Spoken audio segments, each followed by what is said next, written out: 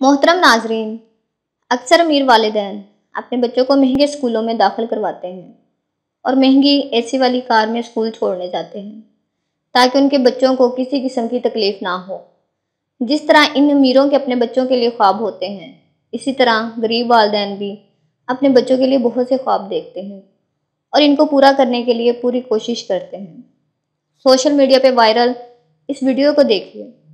یہ مزدور باپ اپنے بچے کو اسکول چھوڑنے جا رہا ہے، مگر اس کے پاس کوئی کار یا اسکوٹر نہیں۔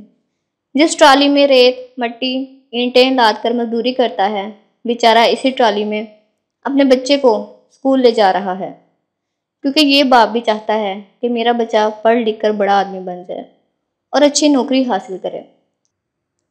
یہ محنت کش باپ نہیں چاہتا کہ اس کا بیٹا بھی سخت گرمی میں مزدوری کا کام کرے اور مشقت برداشت کرے۔ ہماری دعا ہے کہ اللہ اس کے تمام خواب پورے کرے جو اس نے اپنے بچے کے لیے دیکھ رکھے ہیں۔ شکریہ۔